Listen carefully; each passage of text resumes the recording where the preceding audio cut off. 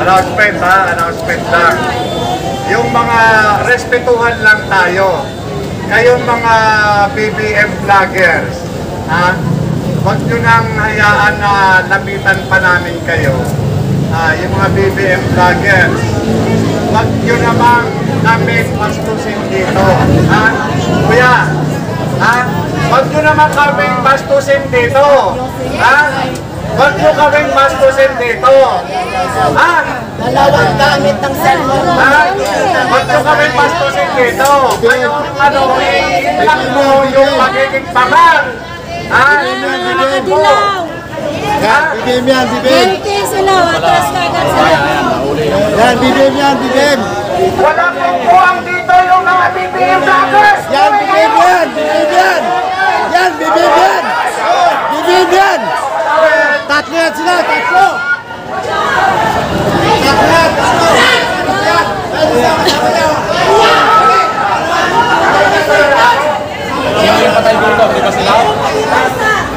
Sino yan? Sino yan? Ito? Sino? Ito, kasama to. Kayo, mga bayaran na vlogger? Oo, mga bayaran yan. Ito? Ito, yan yan. Kapatid yan. Hindi kami bayaran. Isa pa yan, kasama yan. Magkasama yan. Magkasama yan. Magkasama yan. Magkasama yan.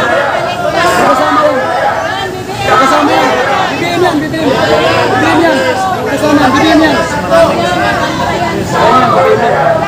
Yan, magkasama sila.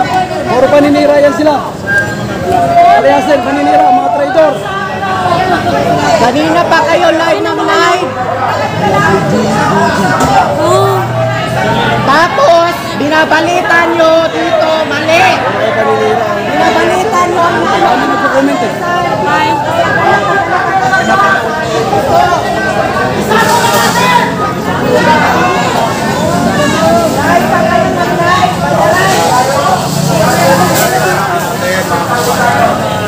Akala nyo Akala nyo, kanina pa kayo ah.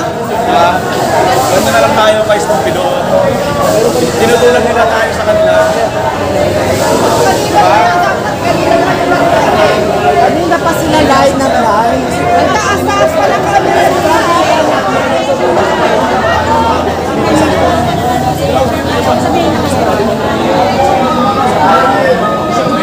So ayan guys.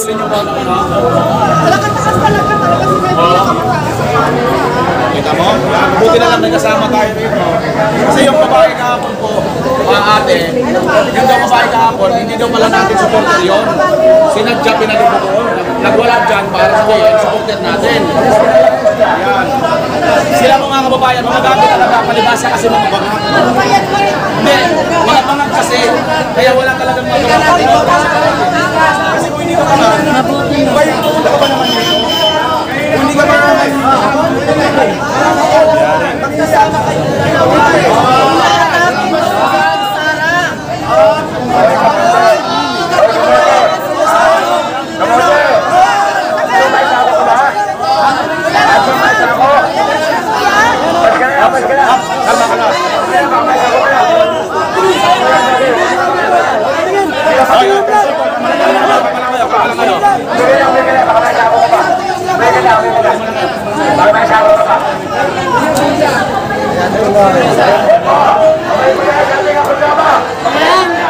Guys, yung mga BBM vloggers, huwag na lang kayong pumunta at manira.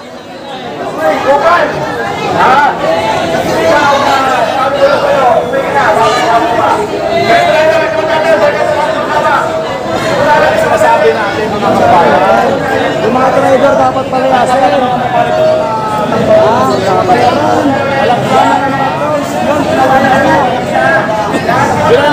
kumikita sila sa atin, pero kanilang mga vlog, paninira laban sa atin. Pero sa atin sila kumikita. Alam mo kung pag ginawang tao sa ka-vlogger, obvious talaga eh. Bakit? Hindi mo ba kaya ipagmalaki sa bangag?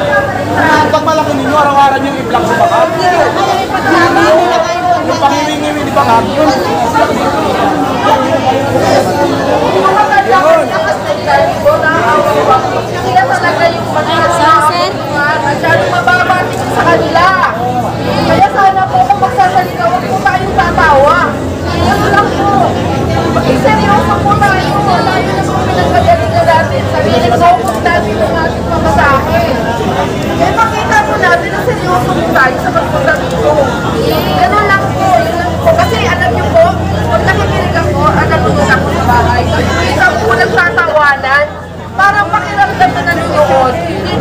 kayo, hindi kayo seryoso. Kasi po nagtatawanan. Nakaka-disappoint po, isiniwag sila sa salita, tapos kayo, na nakapalibot, nagtatawanan. Parang hindi ko ganun eh. Nakaka-upong po. Magandang gabi sa lahat. Ako ay taga Mindanao.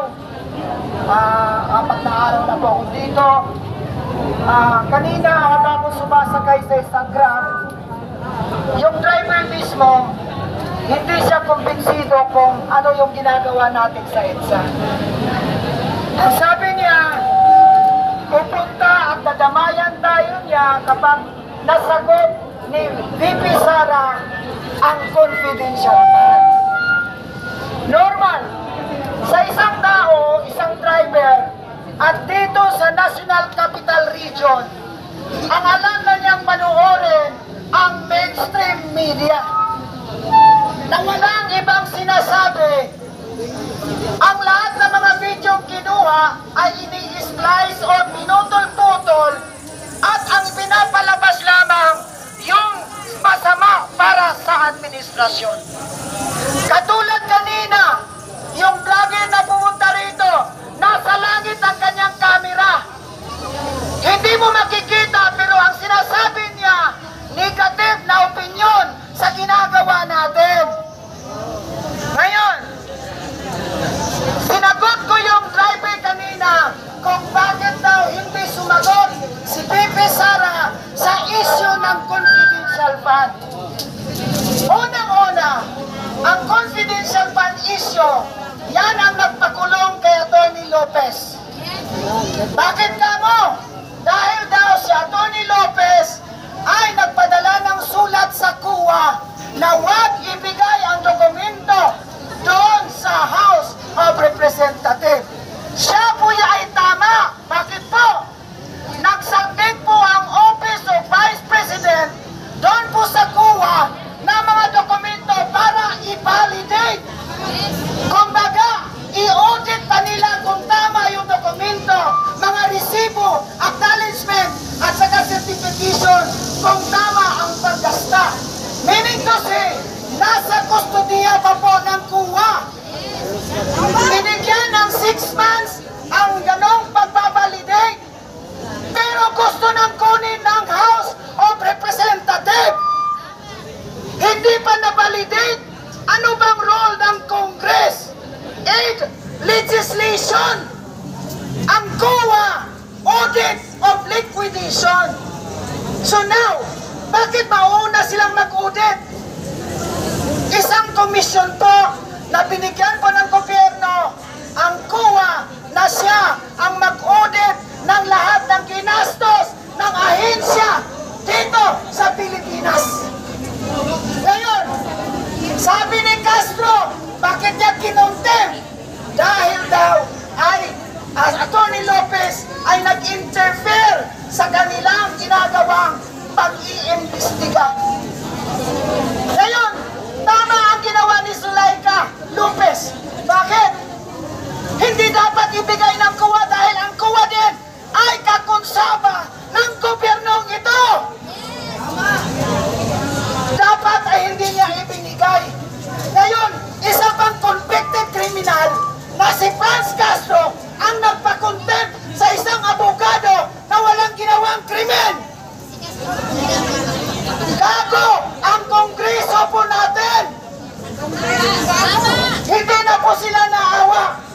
Mula pa nung Enero nang sinabi ni Presidente Duterte na ang ating Pangulo ay isa pong drug addict. Anong buwan na ngayon? December na. Noong nakarang linggo, sinabi ulit ni Presidente Duterte na abay Presidente ba yung drug addict? Ngayon, anong ginawa ng kasundaluhan, kapulisan? Isang drug addict na Presidente, binabantayan. Tapos yung mga drug addict sa kalye, hinuhuli. That is unfair treatment of this government. Ang daming mga ginawang ebidensya, pati si G.M. Morales sa Pitia Lake, nagpalabas, may mga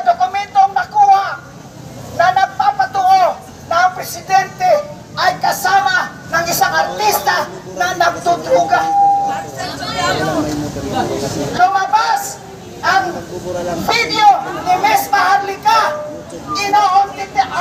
may authentication galing sa US na ito ay hindi fake. Ang nilabas sa mainstream media, ito ay fake. AI. Ngayon, ang ating bagong media ngayon, itong nasa naharap lahat. Ito sila ngayon. Ang totoo na nagpabalita. Sila ang totoo nagsasabi ng katotohanan. Real talk to the people. Ngayon, kanina sinabi ni GM Morales na ang formula para tayo dumami, atin po yung sundin. Kasi ang kailangan ngayon ay warm bodies. Warm or physical bodies na nandito sa EDSA. Para tayo po ay mabigyan po ng hustisya yung ating ipinaglalaban. Huwag po tayong mawala ng pag-asa. Tayo po ay go ng go lang. Ito po ay nag-uumpisa pa. Hanggang tayo ay dumami sa EDSA dahil hindi po lalabas o tutulong sa atin ang mga militar kung ganito lang tayo karami. Kaya, ito lang masasabi namin, kami taga Mindanao. Hindi po kami bayad. Pumunta kami rito.